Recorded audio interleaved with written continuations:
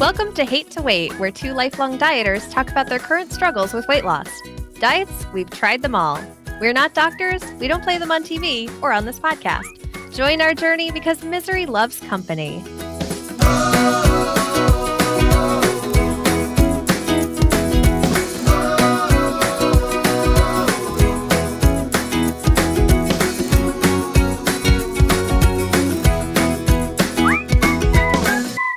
Feels like it's been a long time since we recorded, but not a long time since I've seen you because I just saw you this past weekend. That's right. Yeah, I saw you, John, at Mid-Atlantic Podcast Conference down in Jersey. And you're right. It does seem like a long time since we recorded last, just because I saw you 4 days-ish ago. Well, actually 2 days after, because I got a stomach bug the day after we recorded this. Mm-hmm. And then I couldn't get to the conference, but I did make it Saturday. And it was you, me, Jessica Kupferman, Dave Jackson, 4 of us that are part of this Hate to Wait Facebook group. We were all there. So that was kind of cool. And it was a lot of fun. And I got to tell you, one of the things about that is when we went to lunch, like they have this big lunch and we're sitting with people that you don't know and you're talking. If you're talking, you can't really eat. So like I was like really hungry and I had this plate of food and all, and people were talking to me and I'm answering the questions and I looked down. When I got done and we had to go back in, I looked down and there was still this big plate of food there. It's like, oh well, we'll try dinner. So we'll see what happens. So yeah, talking through a meal seems to help, to be quite honest. See, for me, I feel like I'm the perpetual podcast listener where I like just listening to a conversation go on and I'm sitting there eating the whole time, and then I'm usually the first one done with my plate, and I then I feel awkward, so then I go up for seconds. But yeah, I didn't have a chance because everybody was asking me questions, and I couldn't understand. Well, it's not that I couldn't understand, but they were asking me questions, which I love. I love all that because that's what we're there for. But I just couldn't do the whole eating and talking thing. I'm like you. I'm focused. Like, when you go sit down to eat, no one says anything. You eat, and then after you get done eating, then you talk. Usually, I don't know. Anyhow, it was kind of weird that happened, but yeah, I really enjoyed it, and I was shocked this week. This week's going to be a shocker. Just going to little spoiler as we get to at the end when we do the weigh-in. Mine too. I don't know what it was. I think it was maybe the change in scenery that threw me off, or maybe it was being around. You know what I think it was also? I was around you guys Friday and Saturday, so I was more on my best behavior because I was constantly reminded of it. Oh, okay. And then when I went home. Well, Sunday's usually my day where I sit down and I plan my week. Mm-hmm. So then I was really conscious of what was going on here because I really did not. I hated last week coming on here and saying that I gained 10 pounds. I was just like, oh, I can't keep doing this. So when I saw you after your stomach bug, you were like, I already lost some weight. Yeah, I did. The stomach bug kind of helped, I think. Yeah, probably. So, yeah, but then, well, okay. So one of the things that I'm supposed to take a medication for, it's diuretics. What it is basically a water pill. And when you take a water pill, you make a lot of water. And so one of the things is when I take the pill, because a lot of times if I'm down here in the studio or something, and I take it, with me, it's like when that thing starts, it's not like, oh, I have to go and then I'll go in a minute. It's like, holy cow, I got to go now. And then you're trying to make it to the bathroom. So like if you're in the middle of recording somebody or doing like right now, this show, I couldn't take that pill this morning because I would be talking to you and say, hold on. And then I would dash over there to the bathroom. One of the things I said, I got to get back to make sure I take that right away. And it does make a big difference in a lot of things, in the arthritis, because retaining all that water is it hurts with inflammation. And so I was working on that all week. And I think that had a big part to do. So I guess basically what I'm saying is I did not gain 10 pounds of fat on my 4-day vacation. All right, that doesn't work. I mean, you're going to retain some fluid, or, you're going to retain water or something like that, or whatever it is. But you can't gain 10 pounds of fat in a week, and you can't lose 10 pounds of fat in a week. So that's, I guess, basically where I'm coming from. But it's been a roller coaster these past 2 weeks. It's kind of crazy. Yes. Speaking of pills, I started looking into, I was talking about taking my fruit and vegetable pills last week, and it's the knockoff of Juice Plus. It's called JuiceFestiv. And I was looking into it, and I really like them. I don't notice a difference. I think they make me feel less guilty that I'm not getting a lot of fruits and vegetables. But I was looking into using them with intermittent fasting. And the woman I follow for a lot of intermittent fasting things, Jen Stevens, who wrote the book Delay, Don't Deny, she had a question in her Facebook group about it, like, "Oh, I'm taking Juice Plus. What do you think? Can I take it during my window or can I take it while I'm fasting?" And she actually says that there's so much in it that it's safer to take it within your eating window. And I had been taking it outside of my eating window, but it still seems to work. But now I'm going to try to take it Inside the outside window. of Inside. inside my window. Yeah. Because there's a lot in here. I mean, like, I could list everything, but it's something like 30 vegetables in the vegetable ones. In a little pill. Yeah, all in a tiny little pill. Yeah, it says something like, okay, it has enough vitamin E of 8 cups of spinach.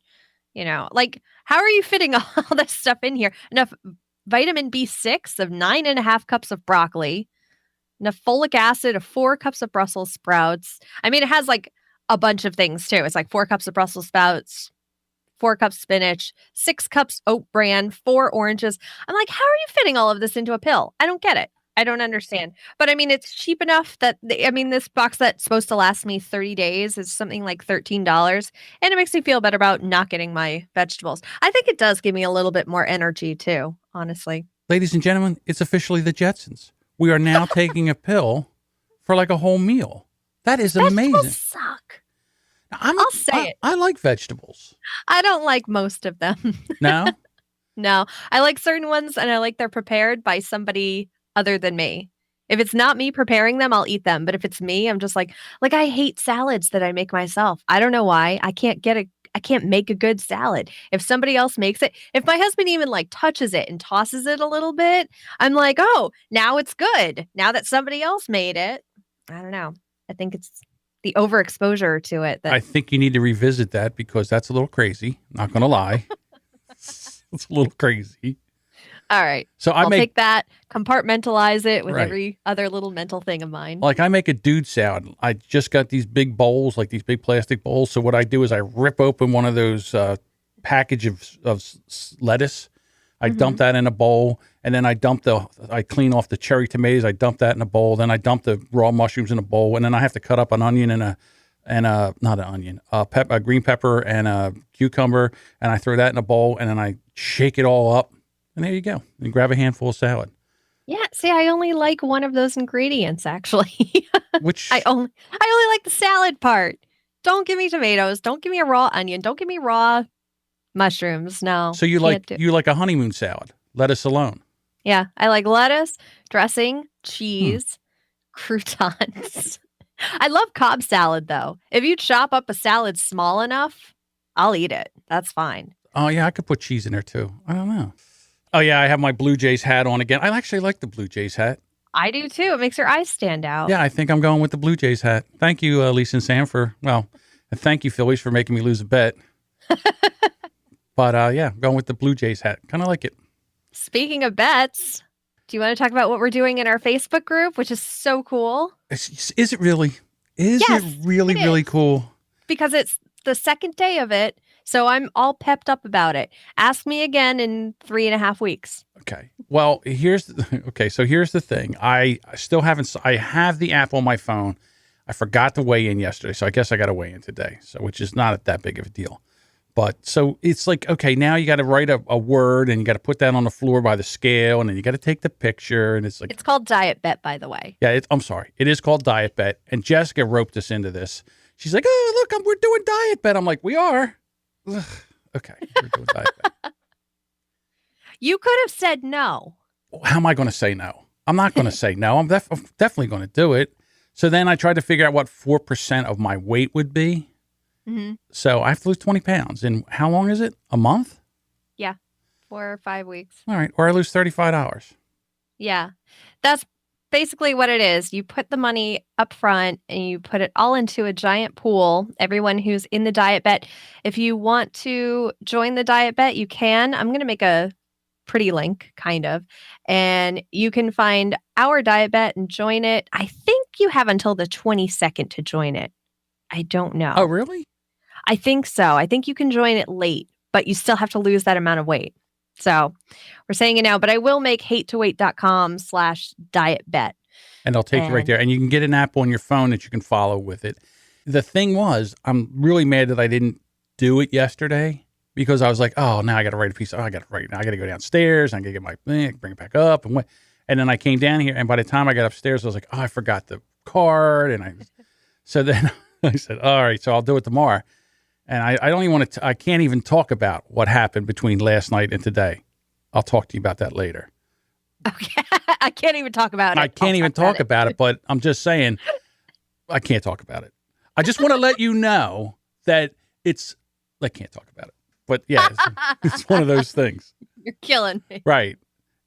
It's called a if you want to teaser. join DietBet and follow along with us, you can go to hatetowait.com/dietbet, or you can join our Facebook group, the Hate to Wait discussion group on Facebook, and you can go to hatetowait.com/Facebook and come join us and hear us complain about losing $35 if we don't lose the weight. And everyone has a different weight amount. It's all 4% of our weight. So Jessica and I have to lose about the same amount of weight. And she was texting me today that she was sick. And she's like, please don't accuse me of cheating because I have a cold and I already lost half of that. And I'm like, I think she was a ringer. One of the things you have to do is when you get on the scale, not only do you have to take a picture of what the scale says and the accompanying word, because it has a word of the day. Right. It's sort of like when people who get kidnapped hold up today's paper. It's so like you know, that. yeah, so you don't cheat.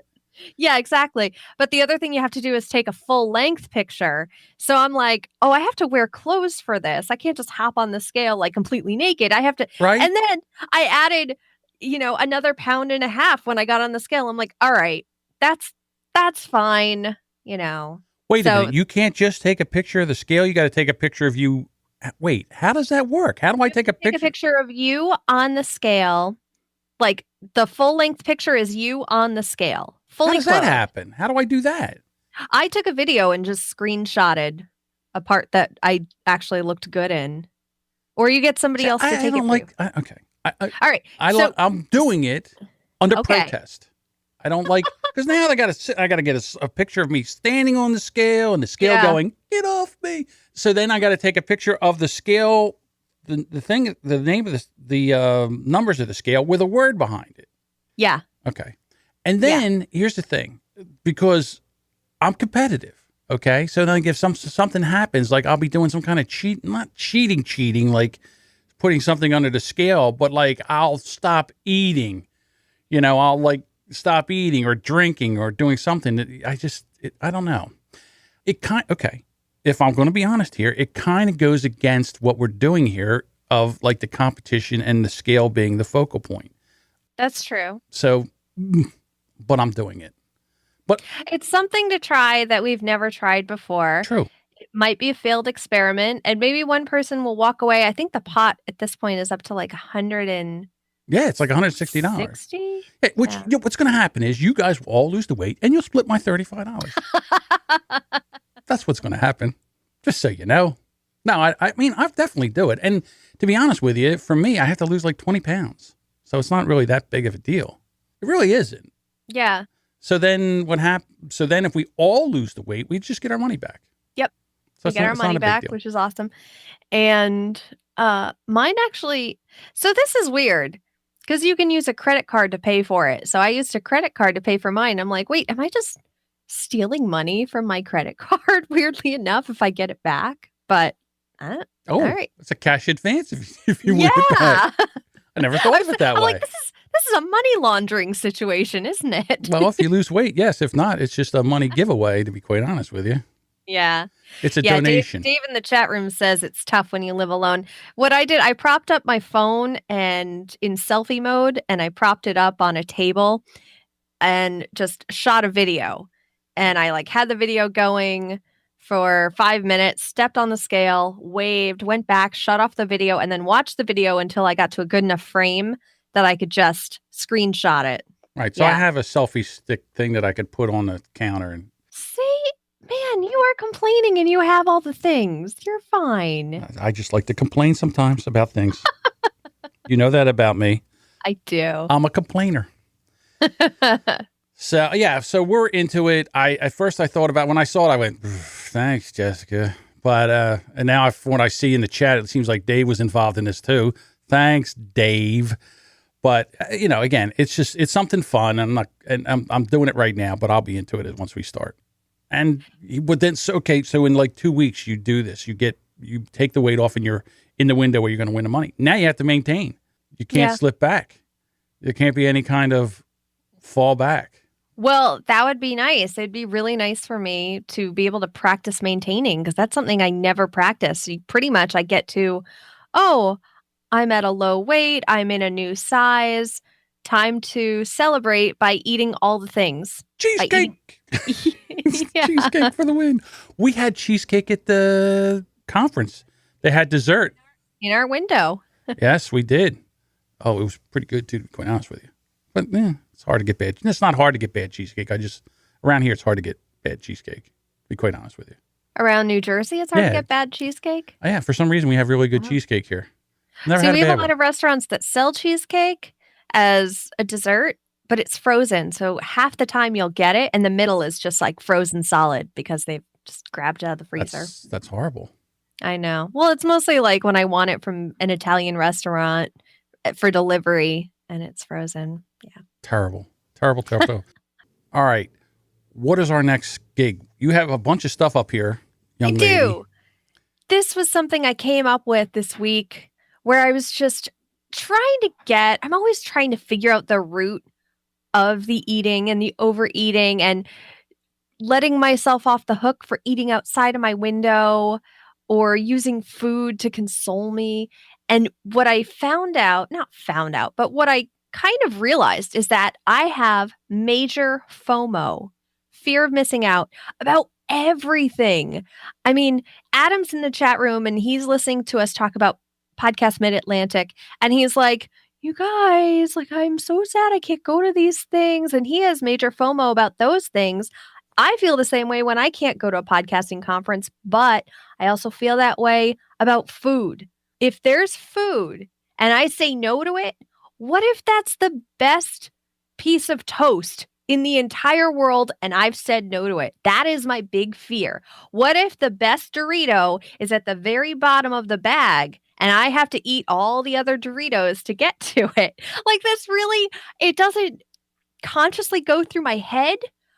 But the more I thought about fear of missing out with food, the more I'm like, is this a thing? And so I started Googling it. So now there are 4 articles on our Trello board, and I'll link them all in the show notes. But food FOMO is a thing. And it was so interesting to research, especially there was one blog from the Financial Diet where a woman realized that her food-related FOMO was costing her a lot of money. She's like, I am spending all my money on food because I'm afraid of missing out. Not only missing out on the food, but missing out on the experiences with friends. They're like, let's go out, let's hang out, let's go to a bar. Let's go get something to eat. It's my go-to thing. So here's the examples of where fear of missing out would occur. Buffets. Of course. There it is. It's all there. There's a chocolate fountain that I can take a piece of cheesecake, jam it on a stick, and jam it into a fountain of chocolate. I'm there.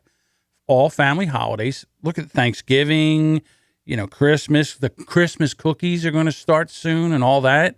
I mean, okay. Fast food establishments. Yeah. I did have a binge I forget what day it was. One day I did not eat all day. And then the next day, for some reason, because I wasn't hungry. And then the next day I got really, really hungry. And I went to El Taco Bell and I binged there. And then when I came home, I told Sam about it. And she's like, what's up with that? Like, why that? I'm like, I don't know. You know what else? The fast food restaurants, especially Taco Bell, I'm guilty of this. They have limited time offerings, and I have to try every single one of them because I'm so afraid of missing out on them. There was one week back 10 or 15 years ago. They came out with, this sounds disgusting now, but I promise you it was delicious, a chicken Caesar salad burrito. And it was my favorite thing. And I had it every day for a week, because I knew it was a limited time and it was going to be gone and I was never going to get it again. And I never have gotten it again. And honestly, that's the only time I can think that I was glad I ate that food as much as I did. But other than that, I have to remind myself, I'm not going to miss out on this chocolate chip cookie if I don't eat it. I'm not going to miss out on this grilled cheese if I don't buy it at the specialty grilled cheese place or whatever if I'm passing it by. It's like the McRib. McDonald's would tease you with the Yes. McRib, and then all of a sudden it's gone. Right now, McDonald's has a barbecue chicken tender thing where they put barbecue sauce on it. It's amazing. I'm not going to lie. So then when I pulled up to the window, I wanted to try it. So then she says, what size? And I go, what are the sizes? And she goes, 3, 6, and 10. And my mind said, 10. But then I went, let's try the 3. So then I just got the 3 to try it, and it was good. So then I'm like, okay, well, I tried it, and guess what? I didn't kill 7 more chicken tenders. I saved some for other people.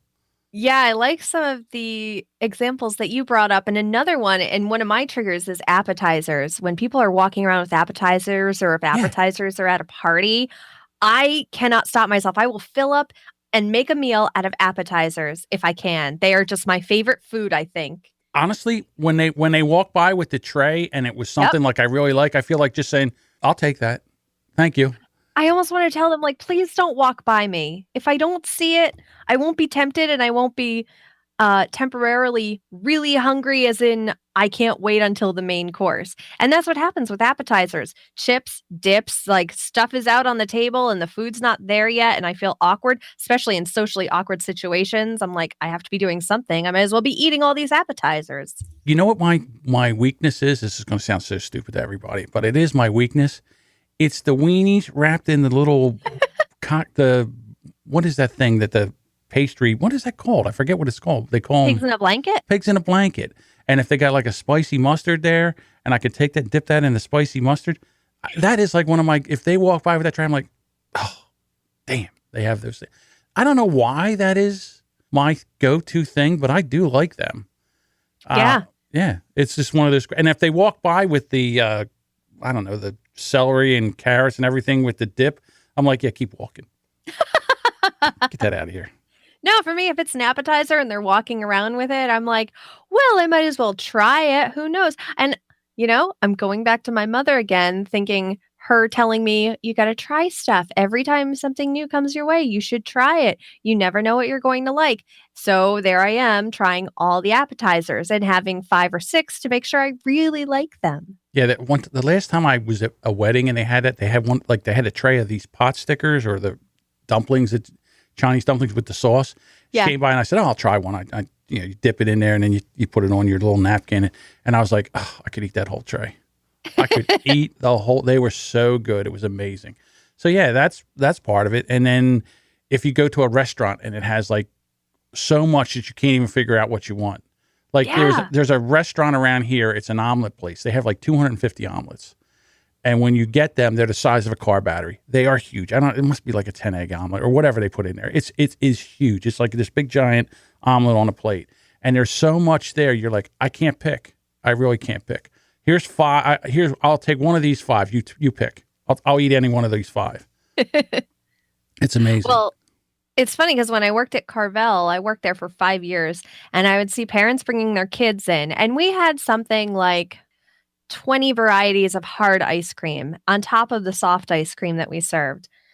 And they would ask their kids, first of all, they'd wait in line for about 10 minutes. And then when they got to the front of the line, then they'd ask their kids what they wanted. And I'm like, come on, people, be efficient. Like, ask your kids while they're next to the counter and they're looking at the ice cream, and get that order ready when you come up and you tell the person. But they would ask them. Meanwhile, I bring my kids to Carvel and I'm like, chocolate or vanilla?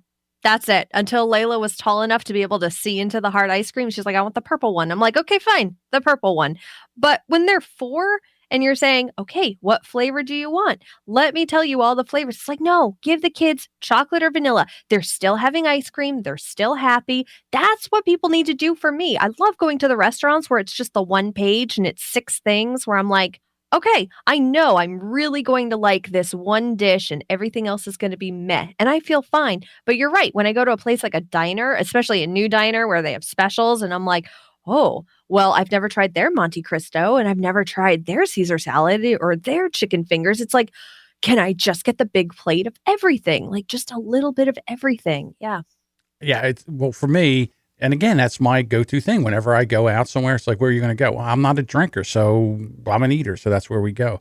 I do sometimes around here, they'll say, let's just go for dessert. So you go to a diner, it has like this big giant case and it has all these cakes and everything like that. So that's I can't do that anymore. But Yeah. No. the other stuff I can still do. And you can always make better choices. But I understand the fear of missing out.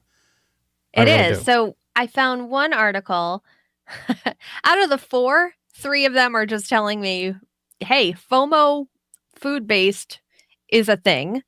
And then the 4th one I found was 7 specific ways I got rid of my food-based FOMO. Thank goodness. Okay, so first one is establishing the why. And it's specifically, why are we afraid of missing out? Thinking about food all the time, not being able to focus on other areas of your life. And actually, the intermittent fasting helped me with that part. So there's something to be said about having that window of eating time where it did help with the fear of missing out. And it helped with a lot of other things. It actually, I don't know about you, it helps with my ADHD. It keeps me, I'm really focused for those 18 hours because I don't have to think about food.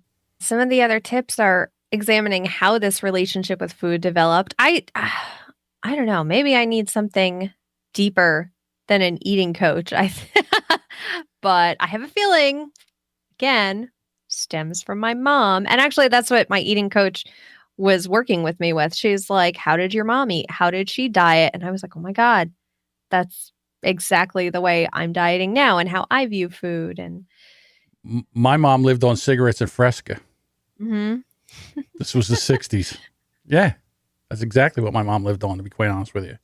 Yeah, a lot of these tips, they're not like quick, how to get over your fear of missing out on food, of just like, well, don't be around the food. It's like, no, this 7 specific ways I got rid of my food-based FOMO is like define and prioritize my goals. And it's like, wow, like you need to do some deep work with these, actually. There's another doing some research, food journaling, which is true. I'm much more conscious of what I'm eating and how much I'm eating when I have to journal it and write it down.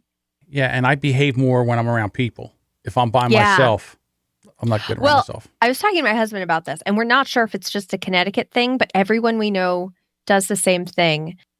In Connecticut, when you're invited to a party, you eat before you go. Really? Yeah. Okay. It's not in other states. This is like the weirdest thing. We eat before we go so that we get there and we're not eating all their food. Meanwhile, these people have made a bunch of food and everyone's too polite. Like, oh no, I just couldn't. And nobody wants to be seen filling up their plate. There are some times, and especially when I was pregnant, I didn't care. And I was like, fine, you guys aren't going to eat all of this. I'm going to take 2 plates, one for me, one for the baby, and just, go to town. The baby wants more shrimp. I know. Who knew? I love that. Exactly. Yeah, but that's a thing in Connecticut. So we eat before we go to parties. I told Jessica this. She's like, what? What's wrong with you people? I'm like, I don't know. It must be a waspy thing. We're supposed to say no, thank you. And then this is just ingrained in us. We say no, thank you the first time somebody offers us something, food, drink, whatever. And then the second time we can say, oh, okay, sure. But for some reason, the first time we always say no, thank you. I don't know. My daughter had a birthday and I had pizza and my ex was like, hey, you want to take some pizza home? And I'm like, no, it's okay. And she's like, you sure you don't want to take pizza home? I'm like, yeah, I don't want to. I don't eat pizza. All right. Why are you trying to sabotage me? Don't. I don't want the pizza. It's amazing, but I don't want the pizza.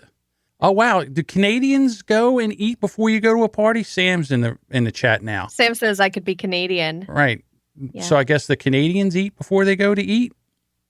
It's just something about saying no, thank you. We say no, thank you once. If I say no, thank you twice, it means I actually don't want something. But if you could see me wavering the second time you ask me, just shove it in my face. Rub it on my body. Rub it on my body. Oh, we have some barbecue chicken tenders. Here it comes. And here's your napkin. I get it. I get it. It's just one of those funny things. So what are we going to do? How are you going to handle this? I think, knowing the problem is the first step. And that's a big thing. And I've been thinking about it whenever I want to just impulsively go to the kitchen. I'm like, well, I'm in my eating window and I'm kind of bored. maybe I'll go and look. And I'm like, wait, am I afraid that I'm going to miss out? Oh, and especially when I go shopping and come home with all these new groceries, I feel like I'm at my own little buffet the first 2 days because I have all new groceries that I want to open up and I want to try the things. I don't know. Like I'm afraid of, oh, I bought this really great bag of pretzels. Maybe it's the best bag of pretzels. I shouldn't wait to find out. I need to find out today. It's never the case. That's never, ever the case. And I have to remind myself that the stuff that I've said no to in the past, it hasn't come back to haunt me. Nobody has said, oh man, you really missed out on this Funyun debacle. Like, I don't know. I love what you pick. The food you pick is like the Funyun. I'm like, okay, a Funyun. I was on the phone with a client the other night and I was talking about podcasts and I was like, you could have the coolest podcast about making dolls from dog hair. And I'm like, I don't know where that example came from. I have no idea. And she's laughing hysterically. She's like, what is wrong with you? So yeah, my examples. Never ask me for an example of something. I'm just where that came from. I haven't thought about a Funyun in years, to be quite honest with you. I am now. Now I want a Funyun. Funyuns probably aren't terrible for you. If you could find a pork rind that's in Funyun powder, I bet that would be really good. Here's the funny thing about pork rinds. They're not good. They're not good. I want them to be good. I want them to be so much better than they are. And then it's like you eat them, and then it's just like one of those things. It's like it's still in my mouth. Why is this still in my mouth? I'm chewing and swallowing, and it's like making more pork rind. It's terrible. And then you're trying to drink to get it to go down, and I'm like, why am I eating this bag of? It's horrible.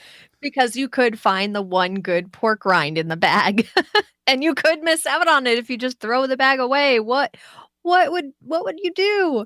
You know what it is good though? It is good when you crush the pork rinds up and use it to bread chicken. That I liked. I liked that a lot. I would have to try that. Yeah. But I don't know. I'm not that much of a chef. I don't really do stuff. Like I make easy stuff. Eggs. I can handle eggs. And microwaving stuff is what I do. That's basically all I do.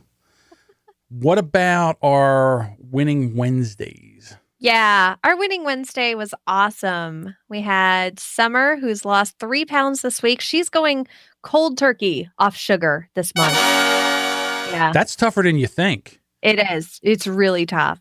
That you get withdrawals with that. It is tougher. Yeah. If you're used to eating a lot of sugar, your body's like, hey, what happened? I want the sugar. And you also don't realize just how much sugar is in all the foods we eat. I still don't understand ketchup or salsa. I don't get it. Stop adding sugar to that. Yeah, please. Right. It's supposed to be, well, I can understand ketchup, salsa. Why are we putting sugar in salsa? It's supposed to be spicy. Stop it. Rita fits into a smaller size, but the negative is that all of her clothes are the next size up. That's terrible. Yeah, because then you look all frumpy for a while until you get new clothes. But still. Yay. Lisa says she found her favorite chocolates in the world. Her coworker brought them in for her, and she's managed to somehow show restraint. So yay. Yay. I would give them away. I would have a couple and give the rest of them away. No, if they're her favorite. Although I'm not one to talk because I bought my favorite chocolates this week at Target. And the first day, I think I convinced myself I was getting PMS, and I ate way more than the recommended amount. So. Yes. Brendan has so many wins this week. Another 7 days of drinking water. He's down about 5 pounds. He finished 1 week eating carnivore. Did not realize before now what it felt like to not be hungry. So that's cool. That's cool, Brendan. Did you actually start on the carnivore diet that we were talking about? I'd love to know. I want to know how somebody does that. All right, first we got to do this. But I like that idea. And then, so when they talk about the keto diet and they talk about too much protein will actually start to spike insulin. So it's kind of weird. I'm not sure. It's one of those things where I have to do a little bit more research in it. But I'm like you. I would rather eat just a bunch of meat. Like get up in the morning and eat bacon and then follow that up with like a steak and then have chicken for dinner. I'd be good with that, to be quite honest with you.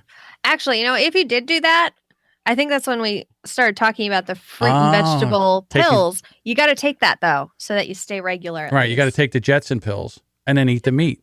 There you go. Yeah. There we go. All right. That works. Yeah, So are they all our winning Wednesdays? they are, other than ours, you and me. All right, well, we'll save that because I Okay. think it's time. Yeah. Let's go!